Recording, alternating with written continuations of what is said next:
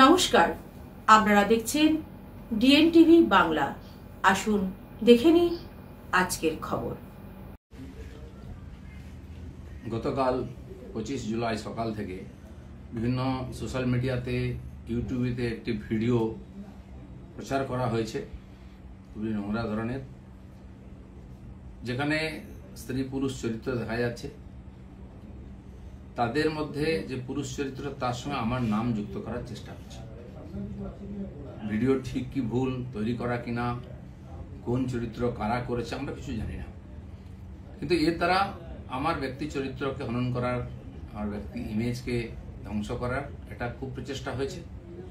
একটি ষড়যন্ত্র চলছে অনেকদিন, সেই চক্র থেকে এটা করা হয়েছে।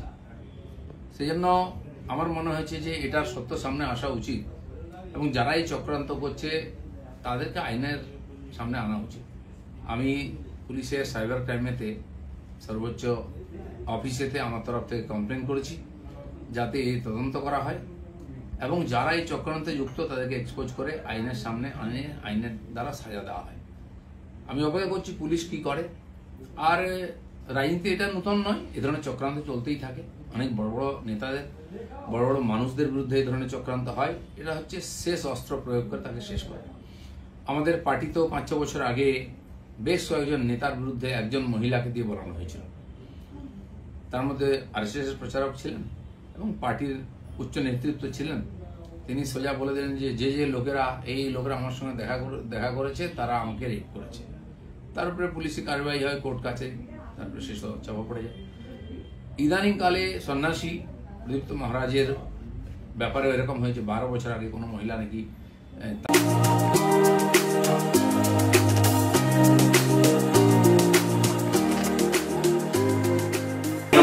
পরিবেশ, ভেতরেও মনোরম পরিবেশ, কিন্তু পরিবেশেই কি শুধু হবে? এটা তো একটা রেস্টুরেন্ট, কেটলি, ক্যান্টিন, পেট পুজোটাও তো খুবই দরকার, তাই না?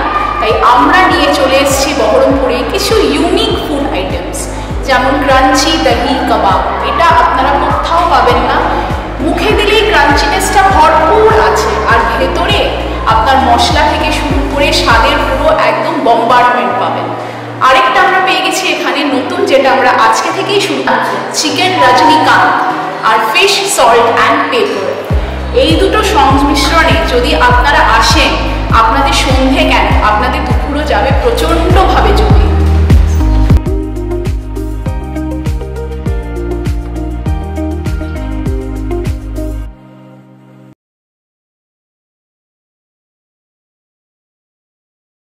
তারা তার উপরে অত্যাচার করেছেন, তিনি এসে স্টেটমেন্ট দিয়ে দেন, সে নিয়ে বিরাট চর্চা হচ্ছে।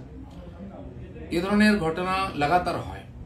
আমাদের পার্টির একজন বরিষ্ঠ নেতা আছেন মাননীয় সঞ্জয় যোশী, তার বিরুদ্ধে বিভিন্ন এই ধরনের ভিডিও সিডি করে সারা দেশে পাঠানো হয়েছিল। অনেক এটা নিয়ে আলোচনা হয়, পরে যখন ফরেন্সিক টেস্ট হয় দেখা গেল সেটা ফেক ছিল।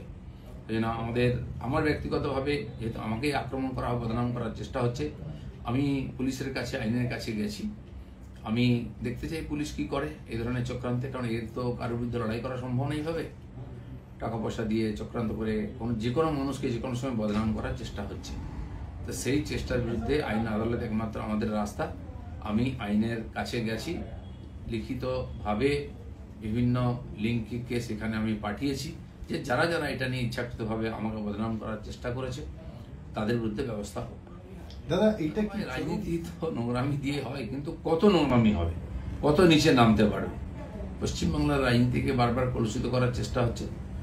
আমরা যারা সাধারণ কর্মী হিসেবে সাধারণ মানুষের সঙ্গে থাকি, আমিও 40-42 বছর ধরে সামাজিক জীবনে কাজ করছি। আর্থিকভাবে আমাকে কেউ বদনাম করতে পারেনি। অন্যান্য অনেকবার কমপ্লেন আনা হয়েছে, আমি তার জবাব দিয়েছি। এই লড়াইটাও আমার ব্যক্তিগত লড়াই, আমি পার্টিকে মধ্যে ইনভলভ করিনি। এই লড়াইটা আমি লড়ছি। আমি জানি না রাজনীতি কত নিচে নামবে, সেই জন্য এই চক্রান্তের যে রহস্য সেটা উদ্ঘাটিত হওয়া উচিত।